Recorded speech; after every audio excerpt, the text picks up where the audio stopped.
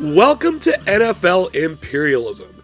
You may have seen this concept floating around YouTube, but I wanted to put my own spin on it by going through every season in the Super Bowl era and hopefully improving upon it. We simply spin a wheel with all the teams' names on it, then spin an arrow to see what direction they will take from their place on the map. Landing on another team's territory will give us that game. For a more thorough breakdown of how imperialism works, be sure to check out the beginning of our initial video of the 1966 season. That is linked down in the description below. Beneath that is a link to the imperialism playlist consisting of all completed imperialism seasons to date. Otherwise, we are ready to start. The 2023 NFL season brought us something we hadn't seen for 19 years, when the Kansas City Chiefs repeated as Super Bowl champions. Before this, throughout the entire history of the NFL, the longest gap between repeat champions was only 10 years, in between the Pittsburgh Steelers closing out their second repeat in 1979 and the San Francisco 49ers doing the deed in 1989. Speaking of the 49ers, this time around they served as the victims, with the Chiefs defeating them in overtime to win Super Bowl 58. And it was the second time in 4 seasons the Chiefs beat the Niners in the Super Bowl. That gives the Chiefs 3 Super Bowl titles in a 5-year period. But when we look at our rankings, we see something kinda unique. The Chiefs are in the top 5 in each of those winning seasons, but the team they defeated is ahead of them in each of those seasons. And for the second time, it's the Baltimore Ravens who take the top spot. After spending 20 consecutive seasons away from the top 5, the Bills have now made it 5 straight seasons. Oh, and the Cowboys are here too. The bottom 5 doesn't look so out of order. Well, that is, except for the Patriots, who've made plenty of appearances here over the years, but this is their first since 1995. Who will win Imperialism 2023? Let's get on the field and find out. We're going to the NFC North for our first matchup. The wheel just lands on the Packers, and they're attacking the NFL's emerging power, the Detroit Lions. Detroit had a rough first quarter, but they now lead by 14 in the fourth. Jared Goff goes to tight end Sam Laporta for the Lions touchdown. That's going to extend their lead out to 35-14. Green Bay pulls one back before it's over, but Detroit comes away with the 35-21 victory. The Lions offense fired on all cylinders in this game. Jared Goff went over 300 yards passing, Amon-Ra St. Brown over 150 receiving, and both David Montgomery and Jahmyr Gibbs cleared 100 yards rushing. They will take over the Packers' territory. It's only the first game, they're not a top 5 team, but Detroit's a team to look out for. Let's shift our attention now to the Southwest. The wheel lands on the Chargers. They're going to head to the Southeast, invading the Arizona Cardinals. The Chargers hold a 7-point lead late in the game, looking to put it away once and for all. Justin Herbert fires the Keenan Allen, catches it at the 10, and runs it in the rest of the way for the touchdown. So with precious time remaining, the Cardinals find themselves down by 14 points, and that is indeed going to be the end of it for them. The Chargers win 24-10. The Cards did have this game tied up at halftime, but they were a no-show in the second half. The Chargers will take over their territory, giving us our second elimination. The New York Giants are itching to get onto the field, so much so that they're willing to go in and attack the Buffalo Bills. They're keeping it close though, it's only 10-7 in the third quarter. They crowd the line, the Bills are going to run James Cook through the middle anyway, breaks a tackle, gets away from another, and when you stack the line like that and they get behind you, bad things are going to happen. Touchdown, Buffalo. Cook the 47-yard run. That's going to put the Bills up 17-7, and from here the Bills were in complete control, putting up another 17 in the fourth to win it 34-7. Well, we can't say the Giants didn't give it a solid effort. The Bills will take over their territory, and the real team from New York now gets into New Jersey. It's time to revisit the Midwest. The wheel will land on the Indianapolis Colts. They're heading over to face the Chicago Bears. These aren't two exactly good teams here, but sometimes that can create quite a good matchup. The Bears have got it moving here in the first quarter. They're at the Indianapolis 33-yard line. This looks like a reverse to DJ Moore. He's able to find the edge, use some speed, makes a great move to avoid a diving tackle, and takes it all the way in for the score. Chicago's going to take a 7-0 lead here. We're going to jump ahead to the fourth quarter after the teams kick a few field goals between them. Indy trails 10-6, facing a 3rd and 20. They run Jonathan Taylor up the middle, and the Bears just didn't look prepared for a run there. Taylor's able to pick up the first down. Huge play for the Colts. They pick up 7 yards on first. It's now 2nd and 3. Anthony Richardson hangs in the pocket. Will drop this off to Josh Downs. Picks up a great block by the goal line and runs it in for Indy's first touchdown of the game. They now lead for the first time 13-10. The Bears will have time to make a comeback here, only needing 3 points to tie. They're facing a 3rd and 11. Justin Fields is going to fire this to DJ Moore. The catch is good, but they're short of the first down. So this might be it for the Bears. They need this yard. They run Khalil Herbert. He doesn't get much, but he got the first down to keep this drive alive. They've now gotten it to the 33. 26 seconds on the clock. Fields is going to fire deep to Cole Kmet. Tries for the diving catch, but he can't make it. So here on 4th down, they're going to bring out Cairo Santos for the potential game-tying field goal from 52 yards away. Santos lines it up, hits it pretty good. It's hooking to the left, and it hooks too far. The kick is no good, and the Colts are going to hold on to win this one 13-10. Just like we said, sometimes 2 bad teams can give us 1 good game. The Colts will take over the Bears' territory. They now own the states of Indiana and Illinois. We're getting a closer call on the wheel here. It's just going to stay with the Dolphins. That's going to automatically send them to Tampa Bay to face the Buccaneers. The Dolphins trail by 3 in the fourth quarter, where they're being forced into a punt. They just get the punt off. This is Devin Tompkins for the Bucs trying to get off a good return.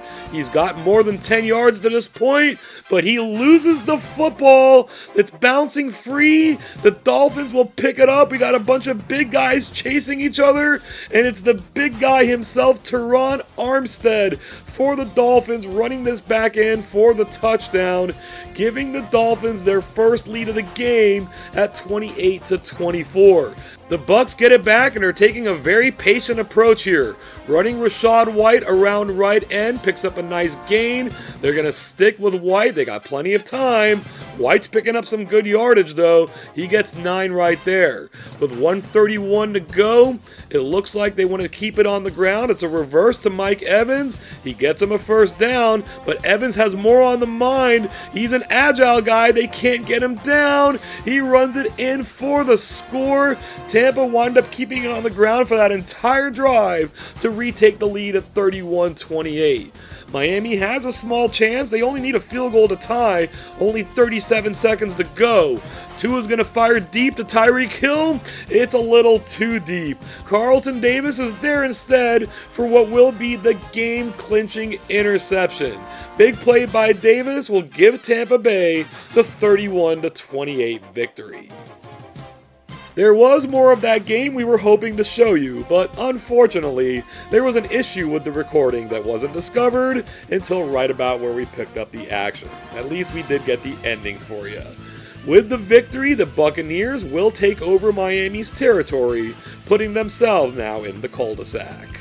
We're going to continue staying on the field here. The wheel selects the Cleveland Browns. They're going to stay in the state, heading down to Cincinnati to take on the Bengals.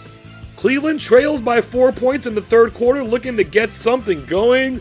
Deshaun Watson has time. He throws this ball somewhere. It gets intercepted by Cam Taylor-Britt of the Bengals, putting an immediate halt to that drive. Since he's able to move it down to the 18-yard line, out of the shotgun, Joe Burrow is going to go to Jamar Chase, goes full extension to make the catch for the touchdown. Chase's second of the game puts the Bengals up 21-10. They held it down into fourth quarter, and after trailing at halftime, win this game 21-10. It was the Bengals' defensive line that ran the show in this game. Each member of the line picked up at least one sack, with Trey Hendrickson getting 3. With the win, the Bengals will take over the Browns' territory, and they now are in complete control of Ohio.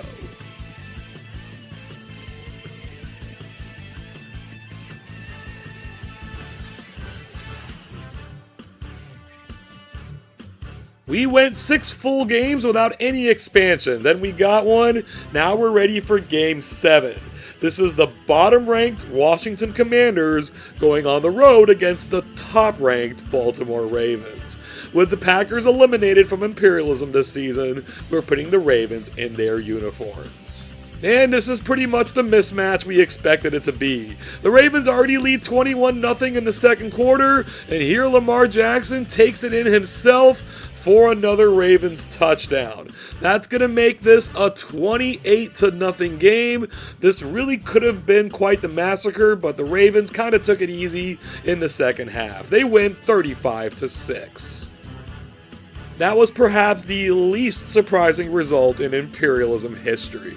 The Ravens will take over the Commanders' territory, and they're moving on. Back to the wheel we go. It's going to land on the Tennessee Titans. They go directly east, which is going to put them into the territory of the Carolina Panthers. We just saw the bottom-ranked Commanders, now it's the second bottom-ranked Panthers. They already trail 7-0 in the first quarter. This Derrick Henry run up the middle is going to make that 14-0. We're getting the bad teams on the field early and out of the way. This 14-0 lead turns into yet another blowout. The Titans win this one 31-6. Last season's Imperialism saw a lot of really good teams make it to the end. Hopefully we're on the same track this year as well. The Titans will take over the Panthers' territory, giving them quite the horizontal piece of land. We'll be looking for a more even matchup here. The wheel lands on the Buffalo Bills.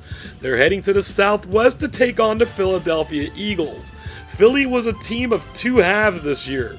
Excellent in the first half of the season, not so much in the second. Let's see which of those teams shows up for this one. It looks like the good Philly team showed up. Buffalo trails 14-0. James Cook takes this pitch in the waning moments of the first half, gets a nice gain, but Reed Blankenship knocks the ball loose. Philly tries to recover, they can't land on it, and the ball finds its way out of bounds. That's going to keep it in Buffalo's possession from the 32-yard line. Josh Allen will take off from the pocket, go right through the middle. The Eagles cannot grasp him, and this is a little bit of a gift of a touchdown here for the Bills near the end of the first half to make this 14-7. They've now tied it at 14 in the third quarter, but Philly's on the move. From the Buffalo 26, Jalen Hurts says, hey Josh Allen, if you can run it through the middle, so can I, using some moves to get his way into the end zone. Philly has allowed 14 straight points, but they've gotten the lead back at 21-14. Buffalo ties it up again. This time they have it at the Eagle 12-yard line. Both teams make changes at the line. Josh Allen faces the rush, but gets it off to Gabe Davis for the touchdown. Buffalo takes its first lead of the game at 28-21. The Eagles will receive the ensuing kickoff here. This is Boston Scott. He's not getting too far, but then Christian Benford's just going to knock it out of his hands anyway. The Bills make the recovery, get themselves a pretty good return here. A couple of plays later, Allen's going to find Dalton Kincaid, part of a massive second half for Buffalo where they put 34 on the board to win this one 41-28. And this was the Eagles season in a nutshell. Good in the first half, Not so much in the second. The Bills will take over their territory, seizing a good amount of control now in the Northeast.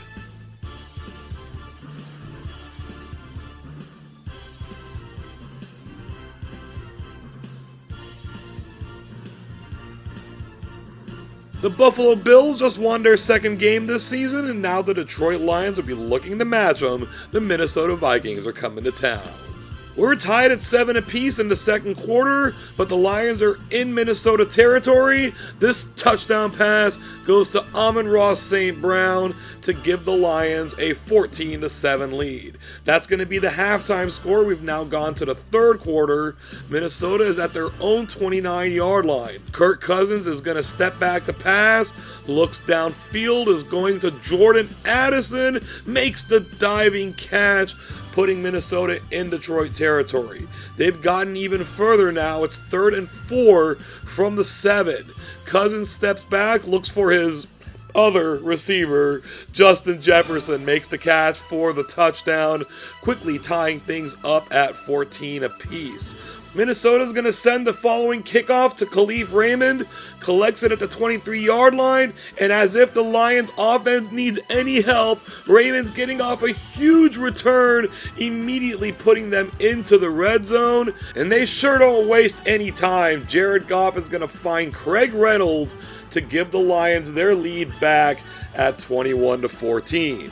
We're still in the third quarter here. Minnesota starting in bad field position at their own 19-yard line. Alexander Mattison takes a direct snap, goes through the middle and around a bunch of defenders. He is now fighting his way forward, finally goes down at the Detroit 41-yard line. And while we're still in the third, Justin Jefferson figures he'd get his second touchdown of the quarter. Minnesota will not go away. They've tied this bad boy up at 21 apiece. Now we're in the fourth quarter. Detroit has moved into Minnesota territory from the 44. Goff goes to Reynolds. He'll make the catch, get some nice moves together, and pick up a first down. Field goal range now, but you know they're not thinking that. From the 25, the pressure is starting to come. Goff releases it to David Montgomery. Not only does he catch the ball, he gets away from all his defenders and goes in for the score. That's giving Detroit the lead back now at 28-21. It's now the Vikings' turn to respond. They are facing 3rd and 12. Cousins steps back, goes to Addison short, but Addison will pick up the first down. The drive continues. Set up now at 2nd and 3 from the 41. Cousins is going to go to TJ Hawkinson. Has a step or two on his former team. Gets it down to the 35. They're moving kind of slowly now. We're inside the 2-minute warning. On 1st and goal, they're going to give Jefferson the ball on the reverse. He has a chance to score, but Detroit cuts him down. 2nd down now. They're going to try Addison. He's kind of in trouble there, and he goes down. They'll throw on 3rd. Cousins goes to Jefferson. Incomplete. So here we go. It's 4th and goal.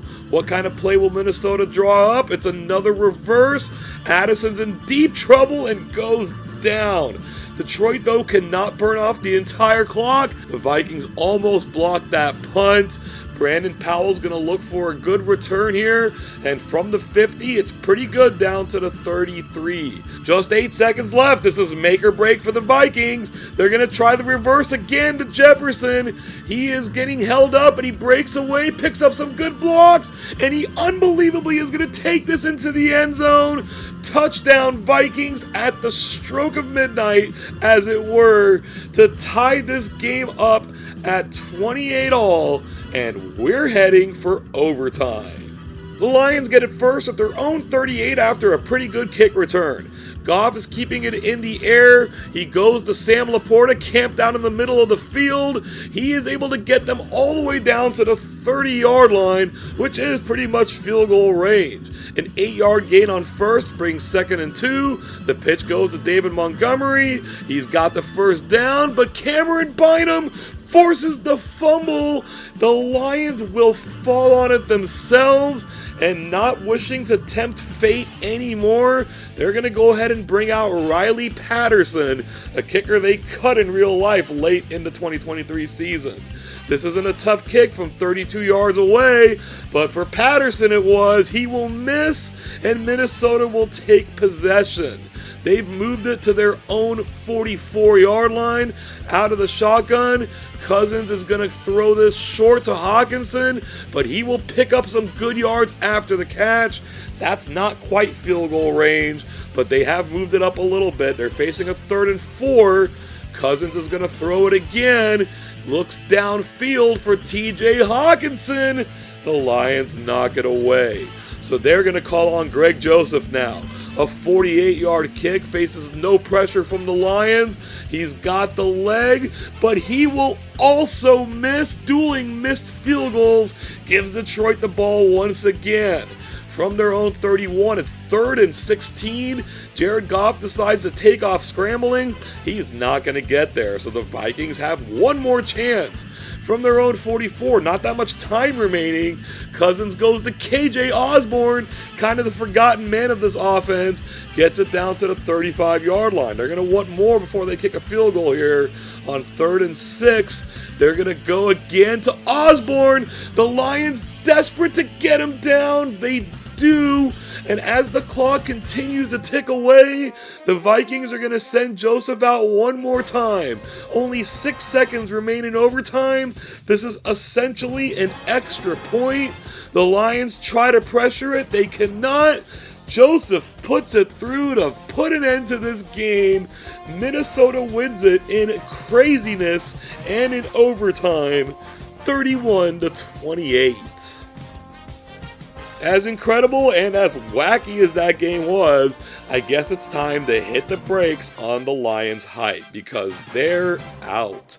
The Vikings will take over their territory, and that now gives us our 10th elimination this season. Let's see where we're headed next. The wheel will land on the Jaguars, and they're going to head up north to take on the Falcons.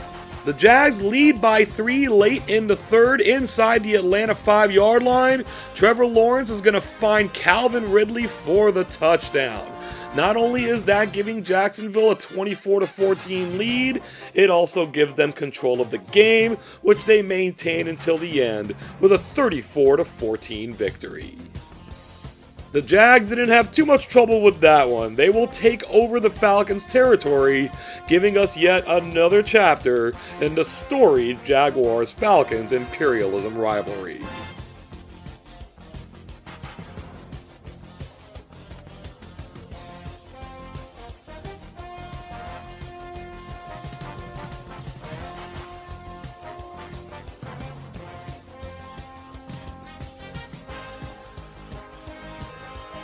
We needed a photo finish for both of our expansions, but we don't need one here. The Houston Texans, making their triumphant return to the playoffs this season, go on the road to take on the New Orleans Saints.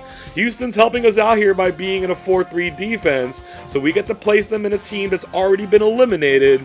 That would be the Miami Dolphins. The Saints find themselves down by 7 in the second quarter, but from the edge of the goal line, Alvin Kamara floats over the offensive line and gets into the end zone.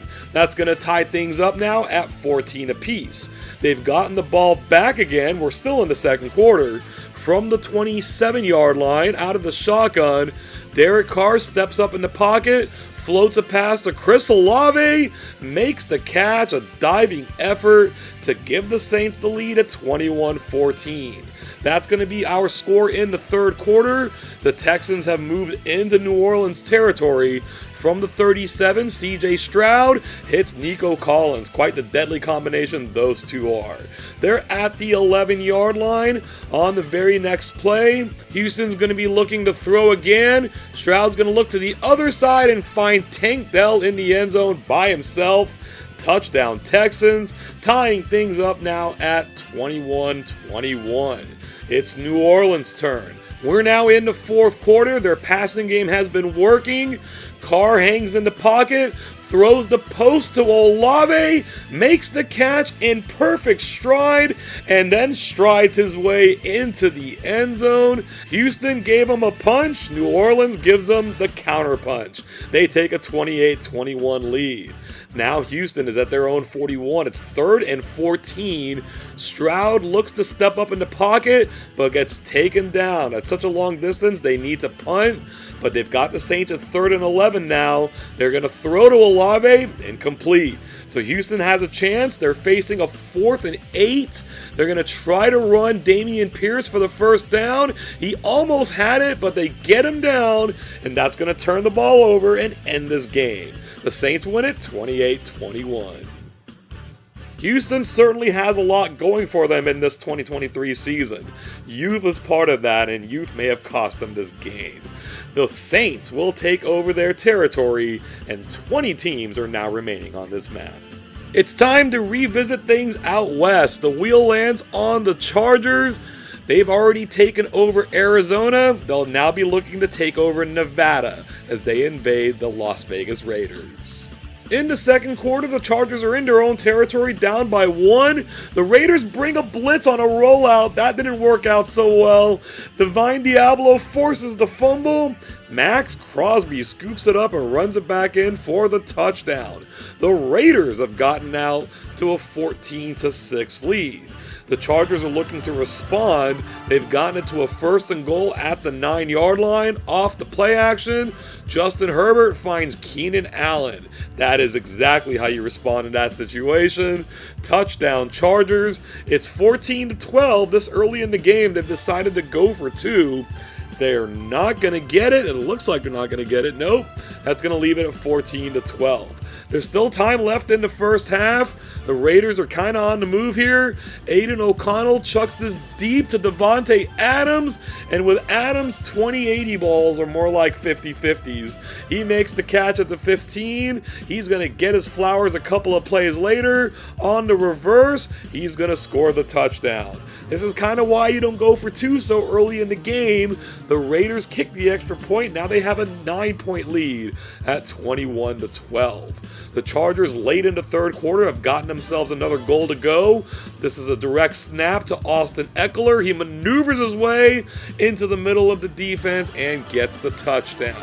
So with the extra point here, the Chargers are still going to find themselves down 21-19. They're going to need to stop the Raiders here. It's 3rd and 10. Aiden O'Connell is just throwing caution to the wind. He's also throwing footballs to his receivers. Jacoby Myers gets another touchdown, and the Raiders' offense has exploded in this game. They lead 28-19. LA finds themselves also now with a 3rd and goal to go. They fake it to Eckler. The pass goes to Allen. That's going to be a touchdown. Now, they really want that point back that they lost on the 2-pointer. So they go for 2 here and they get it. Risky play, but they're only down 1. Here now comes the onside kick. The ball's bouncing free. The Raiders cannot corral it. So the Chargers have a chance here, but they're facing a 4th and 7. The handoff is going to go to Eckler. For the second straight game, we see a team try to run for it on a 4th and fairly long and come up short. And the Raiders hold the homeland here and beat the Chargers 28-27. Brandon Staley was still the Chargers head coach in 2023. That might explain some of the weird coaching decisions. The Raiders will take over the Chargers' territory, now burrowing their way into the Southwest. I guess the Raiders are feeling the momentum. They went right back on the field. They're attacking toward the northwest. They've taken out one LA team. They'll be looking to take out the other. They're playing the Rams. Very early in this game, the Rams suffered the most unfortunate injury they could, losing Aaron Donald for the game. That greatly affected what they could do on defense, and the Raiders look to take immediate advantage from the 13-yard line. Aiden O'Connell goes to Jacoby Myers. That's been quite the connection. They score the touchdown and they take a 7-0 lead. The Raiders didn't pile on the points in this one, but the Donald injury seemed to hurt the psyche of the entire Rams team. The Raiders win this one 20-7. With that victory, the Raiders will take over the Rams' territory, and that is unfortunately the end for Aaron Donald here in Imperialism. He is unquestionably one of the greatest players, period, in the history of the NFL.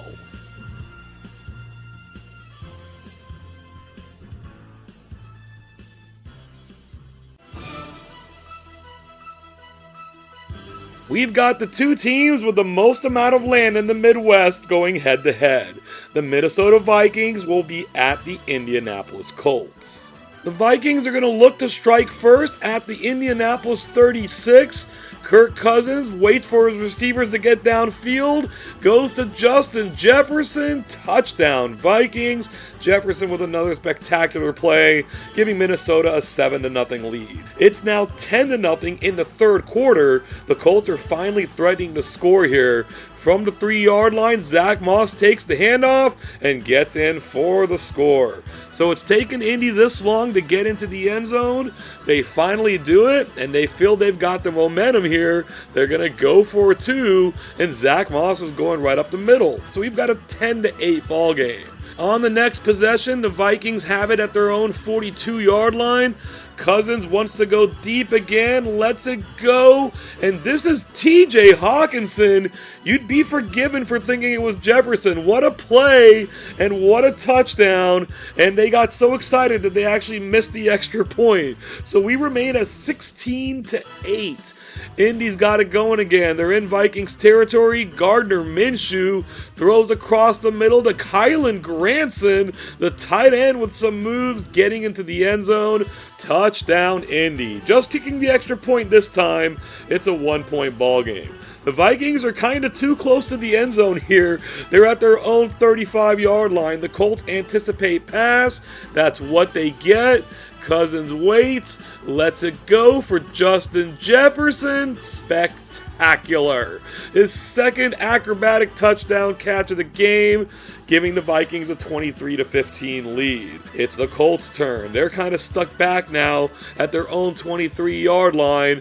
Minshew looking downfield for Alex Pierce. This is turning into quite the aerial show. Pierce is taken down on the Minnesota side of the field at the 40-yard line. It's now 3rd and goal from the 9. The Vikings bring the house, and it looks like the Nell Hunter with the sack. That's going to force the Colts into a field goal attempt.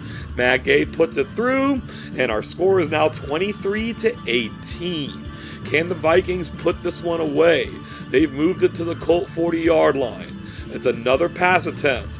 Cousins holds, goes to Hawkinson, makes the catch, but Rodney Thomas will knock it loose. The first takeaway for either team in this game, and the Colts certainly have life. They have a lot of time to work with, too. Now at the Minnesota 31, Minshew holds, goes to Kylen Granson, makes the catch, and Granson's become a superstar overnight, putting the Colts in the lead for the first time at 25-23. Minnesota's offense has been working today, but they're facing a 3rd and 11. Cousins looking to throw again, goes across the middle to Jefferson. It's incomplete. And with 2:12 left in the game, they're punting. They're punting. We don't even need to see the rest of this. The Colts are going to win this one. That's disgusting. 25-23. Yeah, needless to say, the Vikings never saw the football again. The Colts will take over their territory, displaying now their dominance in the Midwest.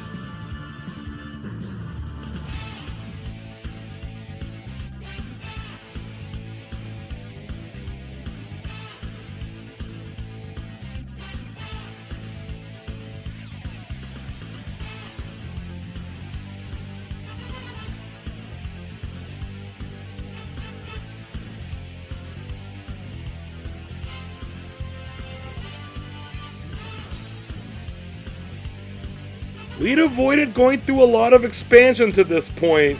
We got a lot in there, and the only way to stop it was for the wheel to land on the Buccaneers, who cannot expand. They must go to Jacksonville and play the Jaguars.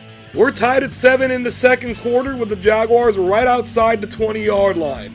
Trevor Lawrence hangs in the pocket, checks it down to Travis Etienne. He's got some good moves here, and he gets it down to the 3-yard line. The Jags would prefer not to settle for a field goal here, so Lawrence is going to find Christian Kirk. Touchdown Jaguars. They're going to get on the board for the second time, taking a 14-7 lead. That's our halftime score. We're now in the third quarter. The Bucs have been methodically moving this ball. They're at the Jaguar 8. Rachaad White pulls his way through the middle to score the touchdown. They ate up a lot of time on that drive, and they got what they wanted, tying this game up at 14 apiece. It's now Jacksonville's turn. They're facing a 4th and 4 in no man's land. They go for it, and Etienne's going to pick up the first down and quite a bit more. Take notes on that, the Minnesota Vikings. He actually gets it all the way down to the goal line. He'll get his just rewards on the next play, pushing it in for the score, giving Jacksonville now a 21-14 lead. As we enter the fourth quarter, the Bucs have been continuing to grind it out on the ground. Now they're going to go into the air. They certainly have the weapons to do this successfully. Baker Mayfield finds Mike Evans downfield at the 24-yard line. They get the ball in the hands of wide receiver Chris Godwin, but it's on a reverse, and hey, it's going to work. He gets in for the score. This back and forth contest continues with Tampa tying it up at 21-21. Here come the Jaguars. They're doing it methodically now too. They're at their own 35-yard line.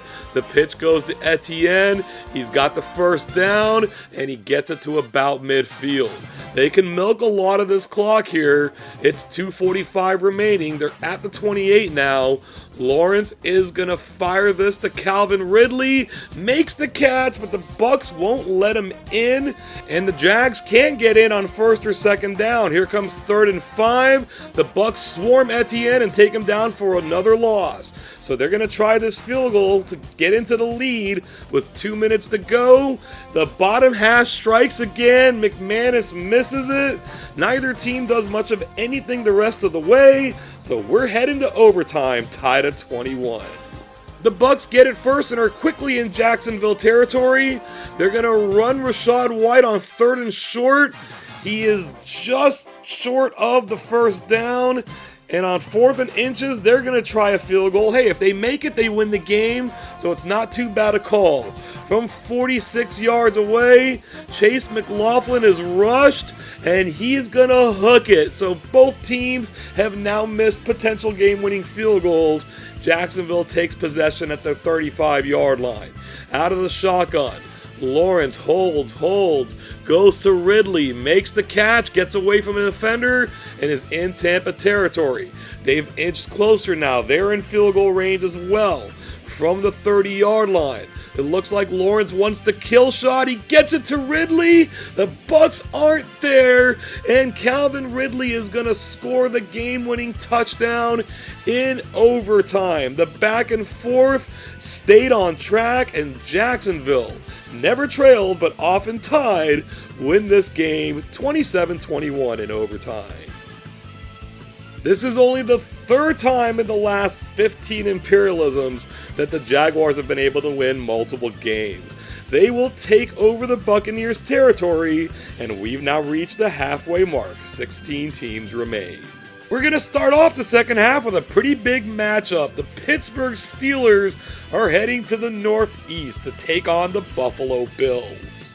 Pittsburgh trails this game 7-3 late in the first quarter. From their own territory, Kenny Pickett's got all day. He's going to let her rip deep, and George Pickens goes up, makes the catch, shakes the defenders. They're just able to get a hold of him. Can he fight him off and score? He will go down inside the 1. And now to start the second quarter, Jaylen Warren takes the pitch and scores the touchdown. Pittsburgh gets out to a 10-7 lead. We now move to the fourth quarter. Pittsburgh leads 20-17, and they're at the Buffalo 30-yard line.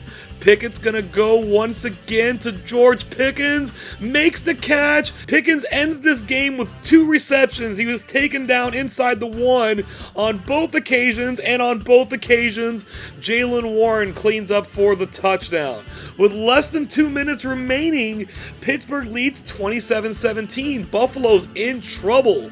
They're at midfield, now 1:08 to go. They're not going to waste any time though. Josh Allen fires deep to Dalton Kincaid.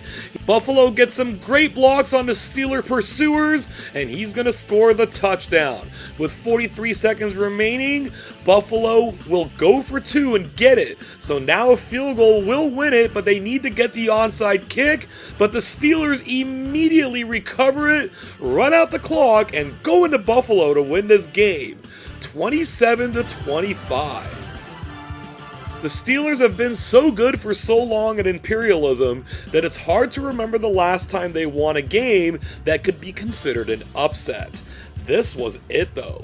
They will take over Buffalo's territory, and now they become the dominant presence in the Northeast. We've got a close call on the wheel here. It's just going to be on the Bengals, but the arrow spin is unequivocal. They're heading into the territory of the Tennessee Titans. Tennessee's moving the ball well on their opening drive. They're at the Cincy 38. They give it to Derrick Henry. It doesn't take an offensive genius to figure that out. Henry's going to get away from everyone trying to tackle him. He knocks one guy down as well and gets the touchdown. Tennessee jumps out to a 7-0 lead at home, but the Bengals certainly have the offense to respond, and they've moved it to the 5-yard line. It's 1st and goal. Joe Burrow goes to Jamar Chase. It's a pretty good combination. The Bengals do tie things up at 7 apiece, but the game slows down, and now in the 3rd quarter, Tennessee leads 10-7. The Bengals are looking to find their groove from their own 45. Joe Mixon goes up the middle, does a good Derrick Henry impersonation there. Tennessee pursues, they're gonna catch him, but they're not gonna get him down. Very much a Derrick Henry impersonation after all. Mixon takes it all the way in for the touchdown. The Bengals take the lead at 14-10. Now on 3rd and 2, what do you do for Tennessee? You give it to Derrick Henry. But Nick Scott is going to knock the ball loose. Henry's not known for fumbling much, but he does there. The Bengals recover, and now they've got it at 3rd and 6. They're at the Tennessee 14. Burrow is going to go to Mixon. It's incomplete. So Money Matt comes out for a 32-yard field goal attempt. He gets it up, he gets it in. So the Bengals extend their lead, but it's still only 7 points. Here come the Titans. It's 2nd and 4. You still give it to Henry. You get a lot more good than bad, and this is more good, knocking people away. And the Bengals are thankful to get him down here at the 45-yard line.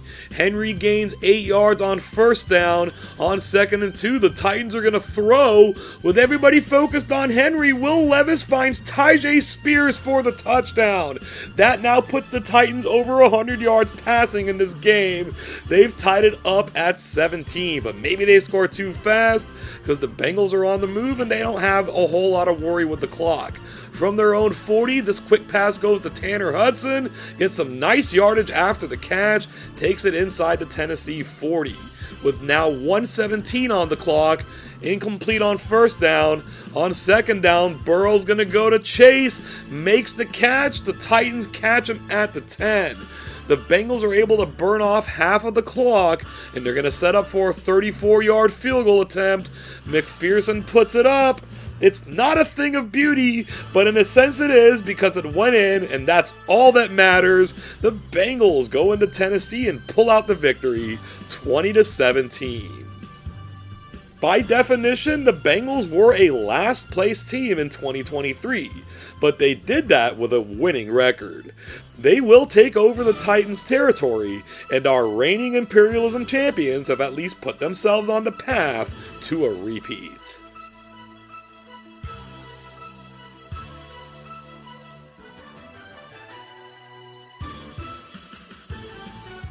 With Delaware already occupied, the Jets had nowhere to expand to, and they just so happened to be surrounded by the Steelers. They're going in on the attack.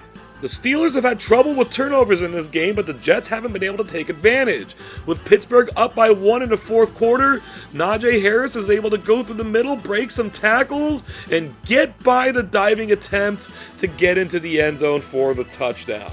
That's going to put them up now by 8 points, and with the Jets offense virtually incapable of doing anything, Pittsburgh's going to win this one 17-9. Indeed, the Jets pulled off quite a trick here. All 3 of their scoring drives ended in field goals, and none of them contained a first down. It was just Pittsburgh turning it over, the Jets getting a short field, and not being able to do anything with it. Pittsburgh, though, was able to do enough in this one. They will take over the Jets' territory, further tightening their grip on the Northeast.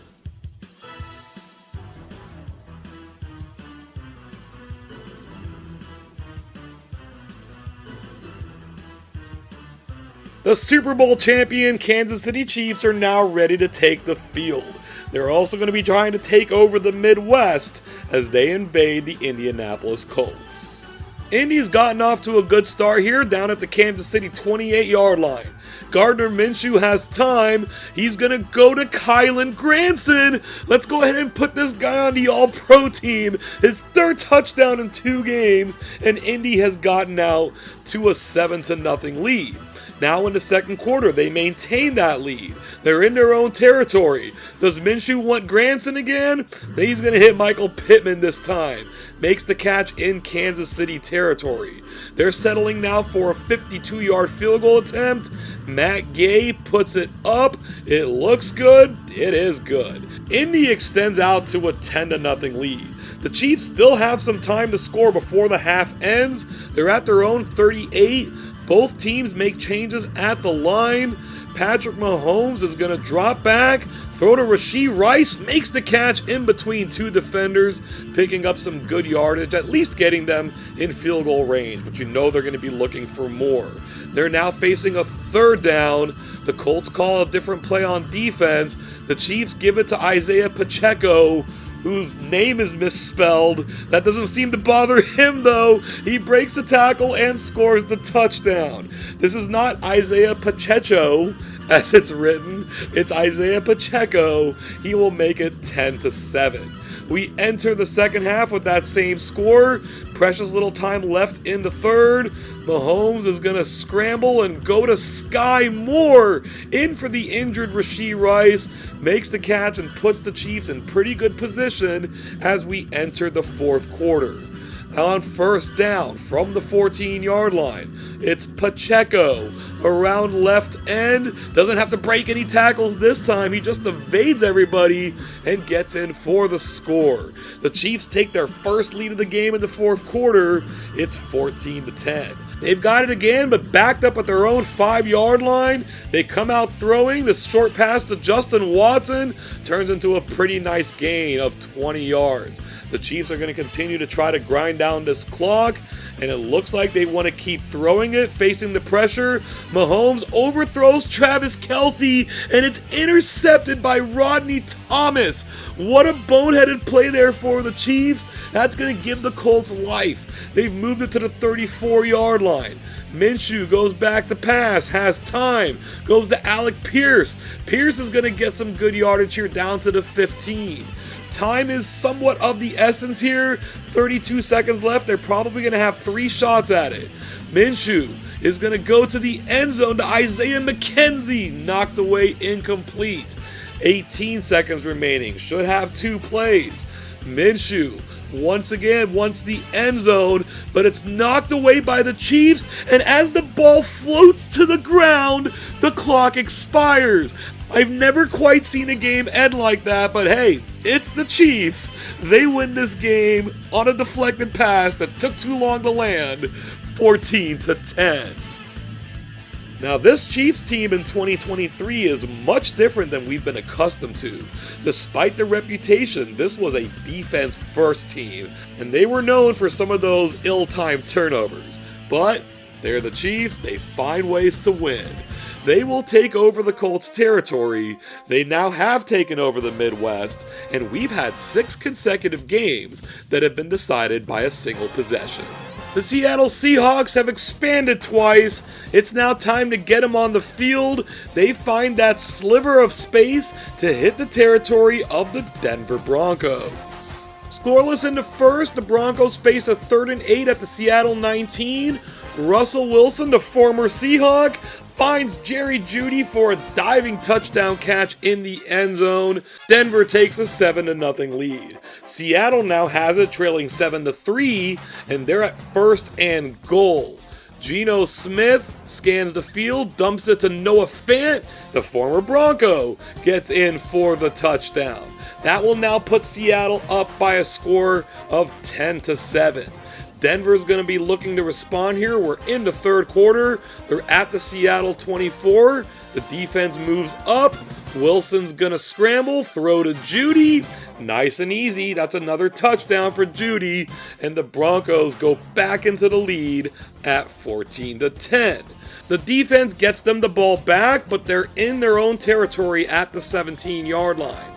Wilson's in the pocket, stays too long. Draymond Jones will strip the ball loose. Seattle's going to scoop it up, and that's linebacker Jordan Brooks running it back in for the touchdown. The lead has changed hands once again. Seattle is up 17-14. Denver's getting a better drive together, but it's 3rd and 12. From the 39, Wilson goes to Jerry Jeudy. Throw your hats on the field. That's 3. The hat trick of touchdowns for Jerry Jeudy makes this 21-17. Seattle is getting on the move here. They've picked up a 1st down, and they have now 2nd down from the 33. Geno drops it off to Jackson Smith and Jigba. The short pass turns into a nice gain of 23 yards. Time's not a huge factor for them. They've got a minute 25, but they are facing 3rd and 9. Geno's going to look for Smith and Jigba again, but Justin Simmons is there for the interception. One of the best Bronco players of the last decade will close this game out. The Broncos are able to fend off the Seahawks at home to win this one 21-17. As far as the Broncos go, they could be the worst team in the league, but beating them in Denver is always going to be tough. They will take over the Seahawks territory, and now we've had 7 consecutive games decided by a single possession. Our next elimination will get us down to 10 teams. The Vegas Raiders are on the march. They've already won twice, but now they've got to go and face the NFC champions, San Francisco 49ers. Our run of close games is coming to an end. Already leading 31-3 in the 3rd quarter, Christian McCaffrey will glide into the end zone for a 49er touchdown. They were looking to make a good first impression on this season's Imperialism, and they've done that and then some, winning this game 52-3. We had 7 straight one-score games. This one game was a 7-score game. The 49ers will take over the Raiders' territory, and with that win, only 2 teams have yet to see the field. The Cowboys and the Patriots. The Patriots haven't even moved from their opening position. We've got a revenge game on tap. The wheel selects the Kansas City Chiefs. They head directly east into the territory of the Cincinnati Bengals. In last season's Imperialism, with the Chiefs as reigning Super Bowl champions, they lost to Cincinnati, who were on their way to the Imperialism title. Will we get the same result, or will the Chiefs avenge that loss? Let's get on the field. Kansas City leads 14-7 in the 3rd quarter. Inside the Bengal 15-yard line, Patrick Mahomes squeezes this ball into Justin Watson for the touchdown. That's going to extend Kansas City's lead, and their defense put the clamps down for the rest of the way. They come out with a 21-7 victory. We meant it when we said this Chiefs team was a lot more defensively oriented. If they're going to win Imperialism this year, that's going to probably be their ticket. They will take over Cincinnati's territory, and they somehow have the state of Kentucky completely surrounded.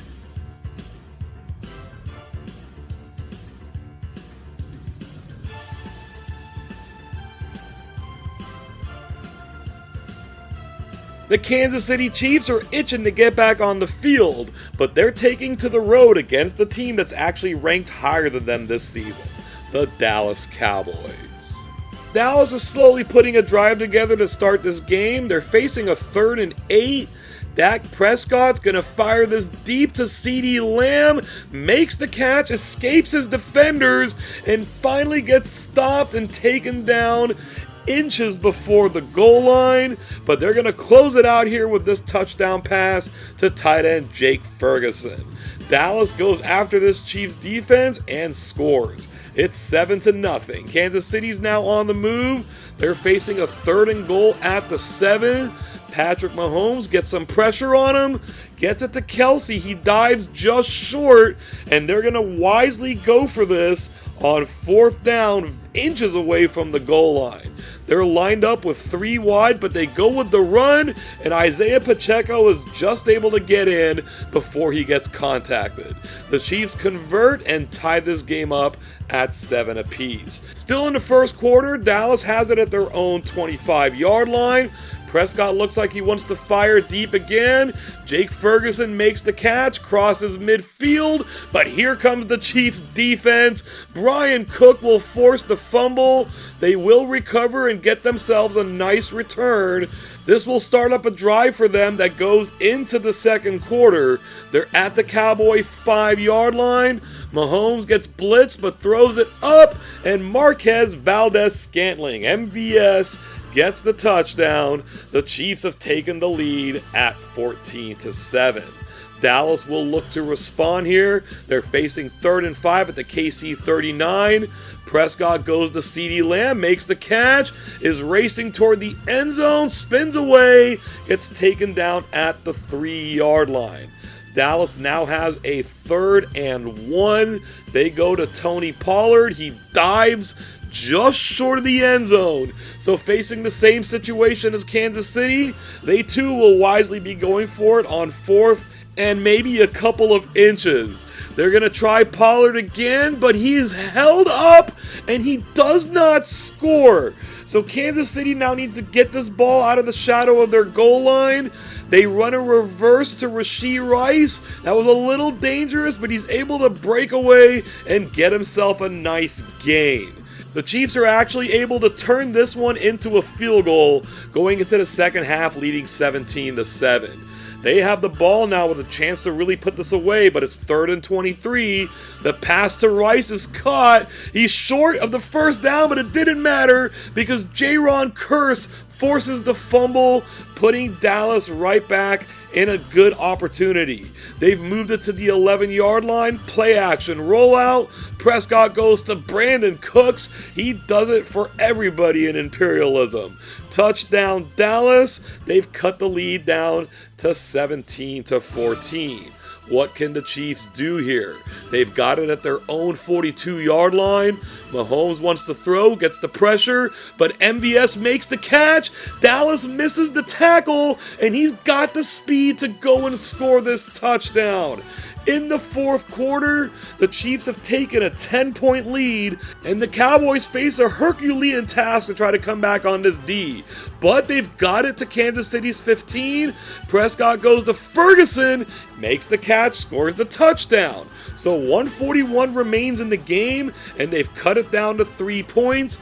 You imagine they will be going for the onside kick here.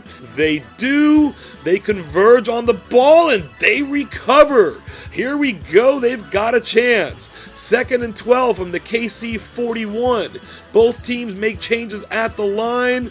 The Cowboys are going to throw.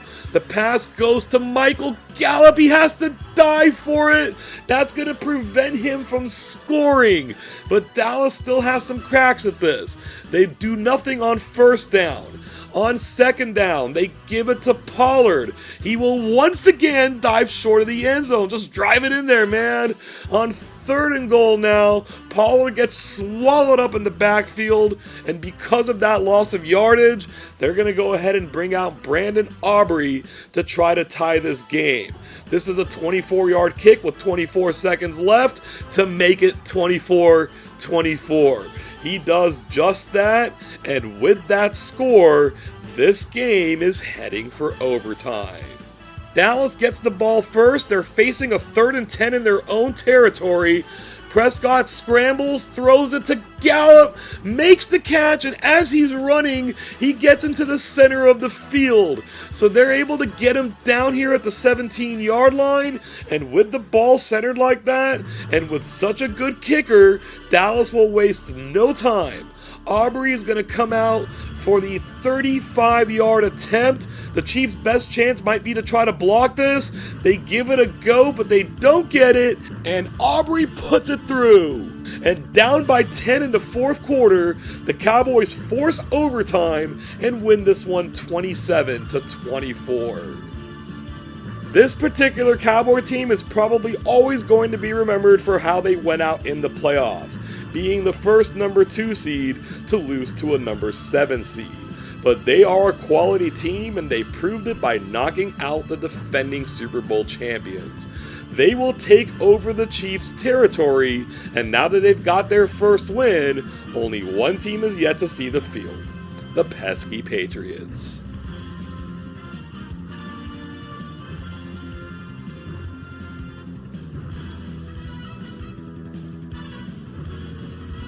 The Jaguars looked like they were trying to expand into Alabama, but they didn't swerve enough to the west. They're getting on the field against the Dallas Cowboys. Jacksonville's not a bad team, but Dallas should find them an easier opponent than the Chiefs. But we didn't expect this. Dallas led this game 63-0 before Jacksonville pulled back a couple of touchdowns with a couple of failed 2-point conversions. This was a domination. Dallas wins 63-12. No real point glossing over this one. The Cowboys will take over the Jaguars' territory, and being that they're cutting through the center of this map, they're going to be getting someone else's attention at some point soon. And as expected, teams are going to be starting to come at the Cowboys. That's the Steelers on the wheel, and they're going to Dallas. This is a matchup of the two teams who come into this season's Imperialism with the most ever wins. We've made it to the second quarter scoreless. Pittsburgh's at midfield. Kenny Pickett gets blitzed, tries to force in a pass, but it's Mr. Pick Six himself, DaRon Bland. The man set an NFL record this season with 5 pick sixes, and now he's done it in Imperialism. That'll give Dallas the push they need. They lead 7-0, and they go on to win it 38-14.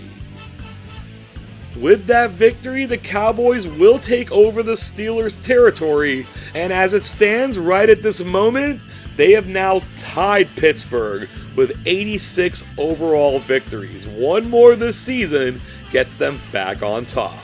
The wave of attacks on the Cowboys will continue. The wheel selects the Ravens, and they are completely surrounded. Just as a reminder, the Ravens are still in the uniforms of the Green Bay Packers. Baltimore's down 10-0 late in the first half, but are trying to get on the board. Lamar Jackson tries to escape, but Micah Parsons stays with him and forces the ball loose. Dallas stops the drive and keeps it 10-0. It's now 17-7. Baltimore's returning this kickoff. It's Devin Duvernay, but here is DaRon Bland. He gets pick sixes and he forces fumbles as well. Dallas recovers. They will eventually go down here, and they will turn this into a touchdown pass from Dak Prescott to Michael Gallup. That will extend the Cowboy lead to 24-7. There wasn't a whole lot that Baltimore could do to get back into this one. The Cowboys put up a big fourth quarter and win another game, 31-14.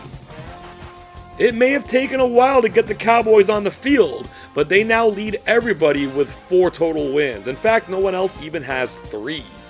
They will take over the Ravens' territory, and unless our next game is 49ers-Broncos, it will involve Dallas.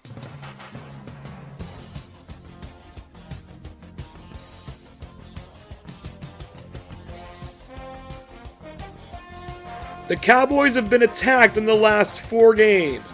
Now they're the ones going on the attack, taking on the Denver Broncos. Dallas holds a 3-0 lead in the second quarter, but the Broncos are threatening. Russell Wilson, looking for someone to go to, tries to squeeze it into Samaje Perine, but that's DaRon Bland making the interception, and here he goes again. There's no one on Denver's offense with the speed to catch him. 83 yards to the house. That will give Dallas their first touchdown of the game, giving them a 10-0 lead, and the defense just did it for the rest of the way, shutting out the Broncos, winning this game 31-0. DaRon Bland wasn't the only defensive star for Dallas today. DeMarcus Lawrence and Micah Parsons were also part of the domination. They will take over the Denver Broncos territory. We've gotten down to our final four. The way it's set up right now, Dallas has to play in every game unless they get beat. The not so funny anymore story is how the New England Patriots have managed to hold on to their little space in Massachusetts this whole game. Yes, they have a geographic advantage, but the fact that the wheel hasn't landed on them even once makes it even worse.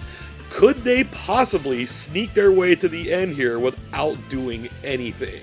And this wheel just refuses to land on the Patriots. It goes to the Niners, which automatically sends them into Dallas. The winner of this game is going to be left with a 9-8 Saints team that missed the playoffs and a 4-13 bottom 5 Patriots team.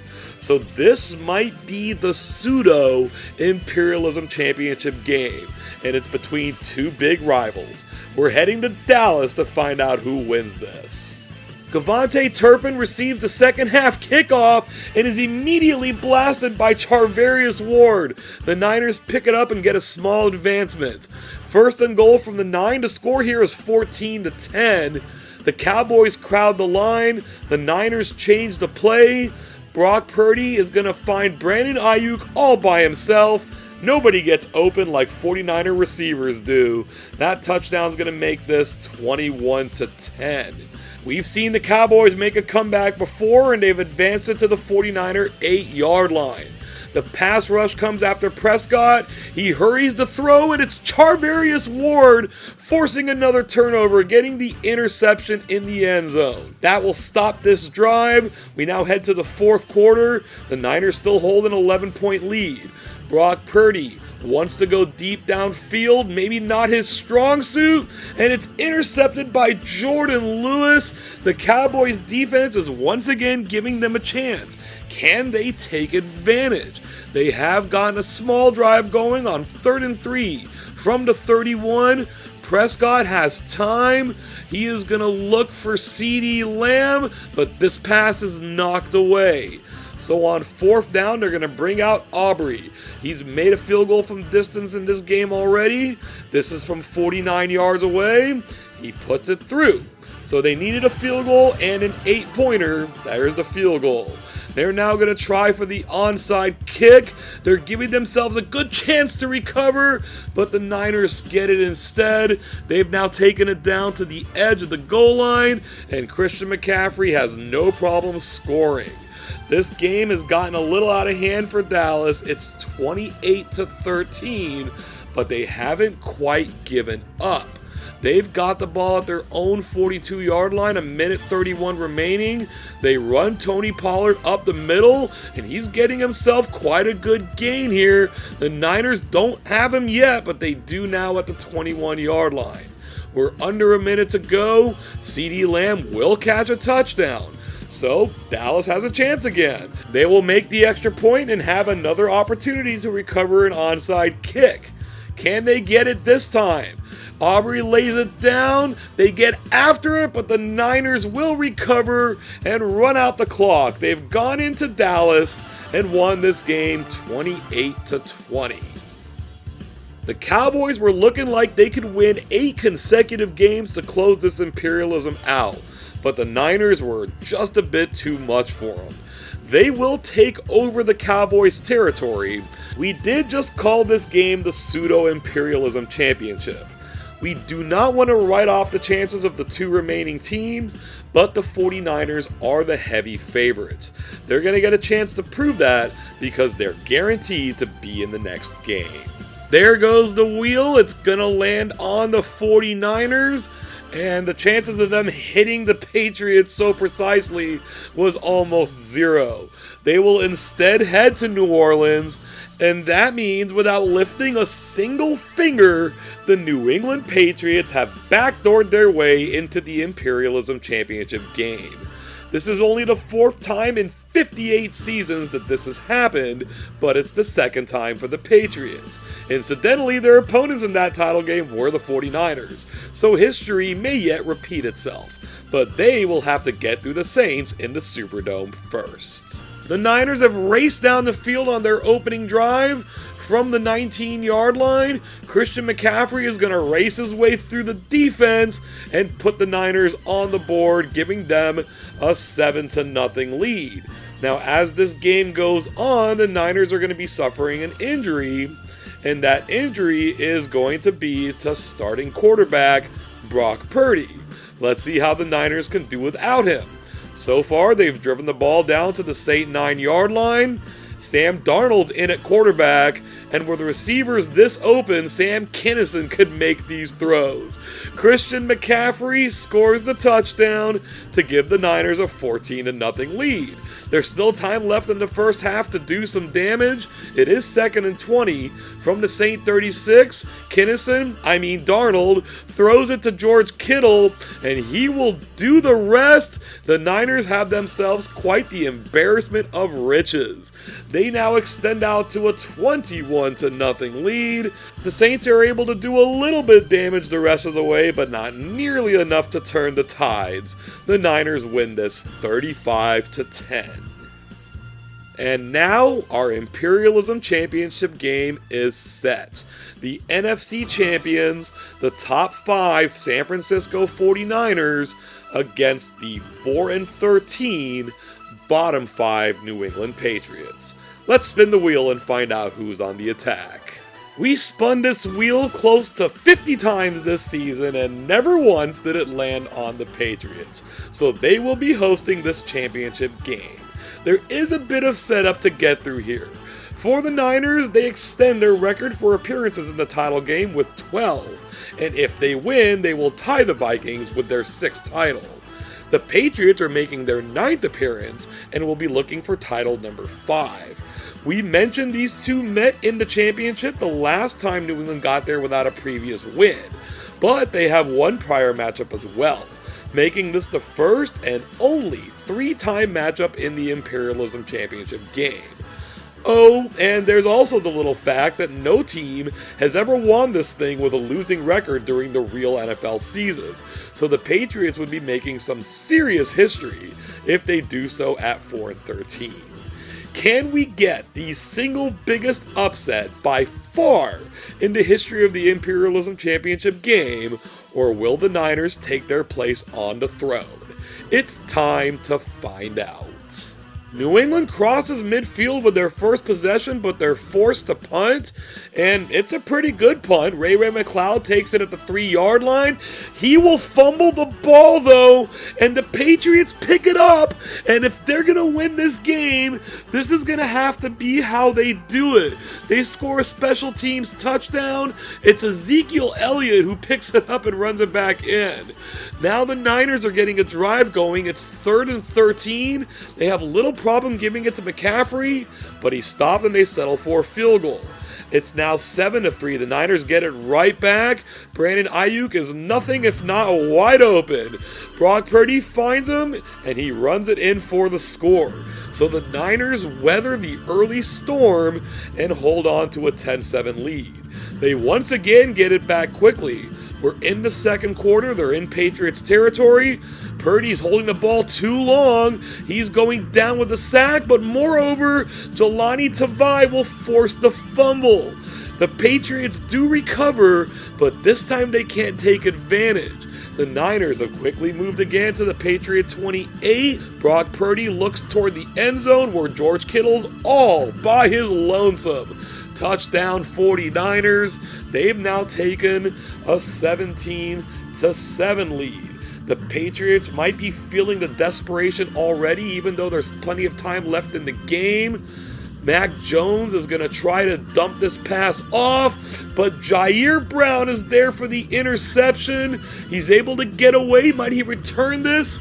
He cannot, but the Niners are already in the red zone. A touchdown may well put this game away. From the 12-yard line, Brock Purdy goes to Deebo Samuel. They are spreading the love on offense. That makes this 24-7. The Patriots' desperation led to Mac Jones throwing 3 more picks in this game. Not much else happened on the scoreboard, and the Niners cruise to a 34-13 victory. And they have done it. By winning Imperialism this season, the 49ers etched their names in the record books next to the Minnesota Vikings with their 6th overall title. Outside of beating the Cowboys, it wasn't exactly the most daunting journey any team has taken on Imperialism, but it sure was superior to their championship game opponents, the Patriots. Just like the Cowboys of the 1990s and the Patriots of the 2000s, the Kansas City Chiefs won 3 Super Bowls in short order, but were unable to capture an Imperialism title in any of those years. But unlike those teams, at least they grabbed one in between. KC couldn't get it done this season either, but the team they defeated in the Super Bowl did. The San Francisco 49ers, unsurprisingly, took out the got no business here New England Patriots, saving us from what would easily have been the worst Imperialism champion of all time. That's because their roster didn't match up with what the 49ers have. These offensive skill positions line up with just about any unit in NFL history. Christian McCaffrey, Deebo Samuel, Jawan Jennings, Brandon Ayuk, and George Kittle. Throw in an offensive line with the likes of Aaron Banks and all-time great Trent Williams. It's no wonder they were such a well-oiled machine. They have plenty of stars on the defense as well. Nick Bosa was a terror on the edges, Fred Warner and Dre Greenlaw held it down in the middle of the field, and Talanoa Hufanga was the glue of the secondary. But no player in this unit had a better Imperialism than cornerback Charvarius Ward. An import from those same Kansas City Chiefs, he consistently shut it down in coverage while making massive splash plays as well. We had a handful of closer games to start Imperialism, but the close games really started with the latter end of these first half of games. 3 of the final 4 in this section were decided by 1 possession, and that gave way for the first 6 games in our second half to do the same. We did have a couple of massive blowouts too, including one by 49 points and another by 51. In fact, the Chiefs-Cowboys game was the last to go down to a single possession. Going into the final 10 games of the season, neither the Cowboys nor the 49ers had taken the field, but they combined to win 9 of those final 10. Dallas got the most wins, but San Francisco got the most important win, taking the top spot in the season standings on that account. No other team won more than twice, but 7 different teams did win exactly twice. With all that happened this season, we got ourselves a change at the top of the overall standings, with the Steelers finally ceding the top spot to the Cowboys and their 88 total victories. Of the 3 teams who had a shot at the 80-win club, 2 of them, the 49ers and the Vikings, got there. But in the process, the Niners jumped the Vikings. Minnesota, who was in the top spot here for so long, must now settle for 4th. Including the Ravens and Panthers, only 9 teams are 10 games above 500. Thank you so much for making it this far. We have just about made it to the current day. Please like and share the video, subscribe to the channel, and ding that notification bell so you can be sure to catch future videos released by the channel. Let's take one last look at the conquering of the United States by the San Francisco 49ers. If this site looks familiar, well, it is, because it's the 6th time they've done so. They will be back in 2024 to defend their title, but that wasn't their most banner season, and there will be plenty of other teams hungry to claim their crown. Looking forward to having you here for that one. Thank you once again for taking the time to join us today, and until next time, I hope you have an awesome day.